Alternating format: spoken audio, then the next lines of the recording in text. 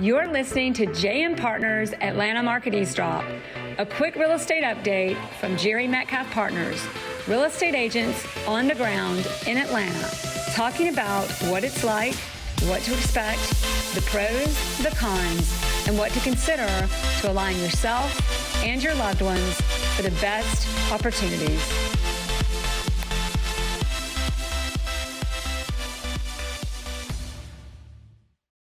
We're live now. Live. Yes, we have a few more questions about polls. We couldn't withhold information from our awesome audience.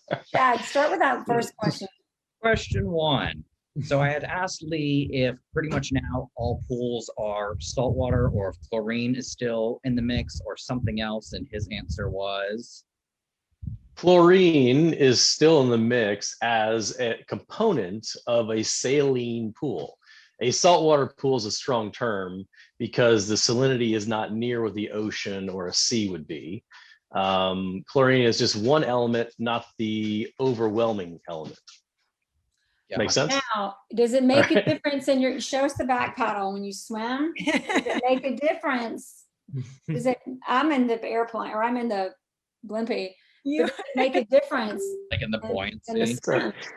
It does. Old school pools, and you jump in and there's too much chlorine, your eyes burn, your skin kind of hurts, you can't be in it very long, you get your palms get all pruny and things.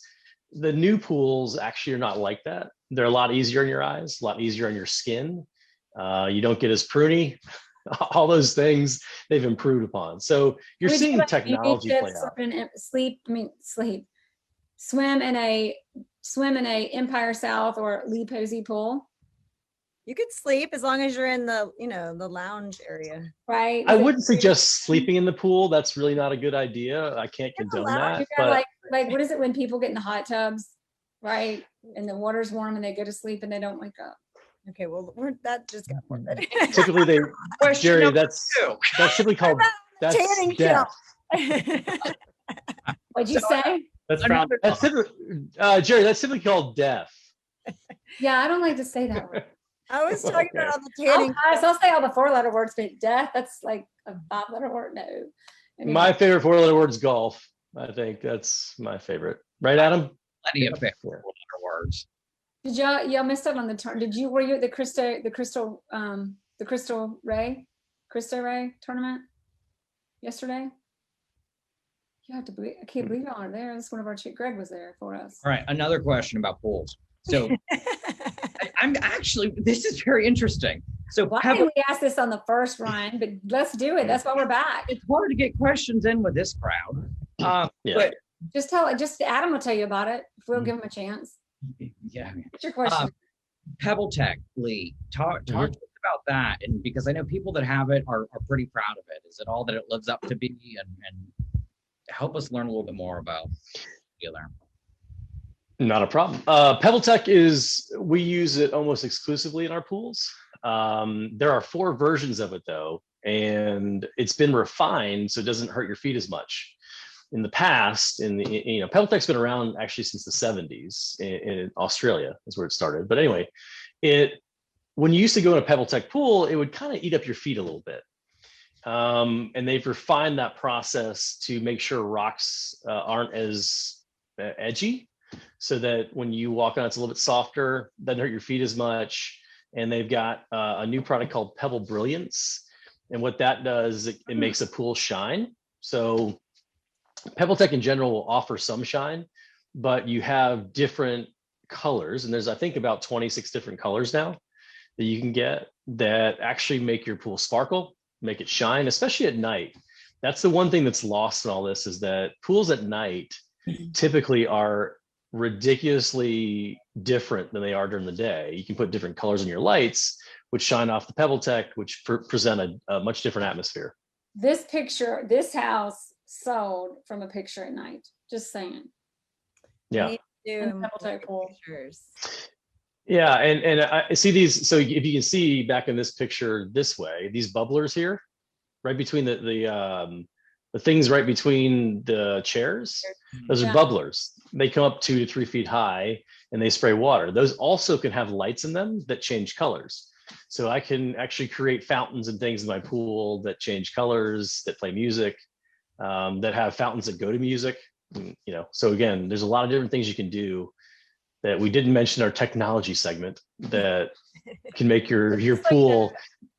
Detailed follow-up, right? There you go. Exactly. All right, Chad, what's your next question? I don't know. I think that covered it, but I don't know. This is pretty interesting because pools, like like everyone said, We do get a lot of pull. Sorry, I didn't cut you off, Chad, but like that. Yeah. To your point, like we do get a lot of pull questions, and Lee and I were talking about this today earlier. I do talk about pools a lot with clients. Of course, when it gets technical, I have to direct them to pool people, but it's nice to know. I think it's good for any realtor to know. Pools are part of the curb appeal of a house now. Back to the Yeah. technology and the upgrades and all those details we were talking about. They make a difference. Yeah, it's a lifestyle. Yeah, and comparatively to neighboring states like Florida, Georgia does not have a lot of pools, right? Atlanta specifically, in a city of 6.5 million people, I mean, less than 1%, 1.5% of the houses have pools. So we're in Florida that might be 25%.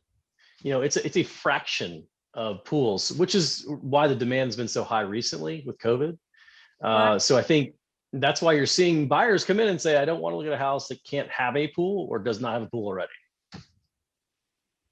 Wow, which plays hand in hand with where the national statistic that homes with pools sold for 10% more. We're like, might be more. It's more for sure. Yeah. And that's why that explains it. If you have people moving from Florida, moving from Arizona, California, Texas, South Texas, whatever that is, I mean, if they come to Georgia and they are willing to spend $1 million to $2 million on a house, I guarantee they're not going to look at one that does not have a pool already, that they like, or cannot build a pool that they want. Yeah. Great. That's a great final statement right there. Thank you. So thanks everybody for joining us again. We had to come back and give y'all a little bit more information while we had Lee with us. Check us out on any place you can find the podcast, or if you just want to go straight to the blog, it's 3thingstoKnow.jmpartners.io. Thank you for listening to the JM Partners Atlanta Market Eavesdrop. If you like what you heard, please subscribe and share with your friends who might be moving or who just want to keep up with the latest on the Atlanta residential market. You can find us anytime online at jmpartners.io. That's jmpartners.io.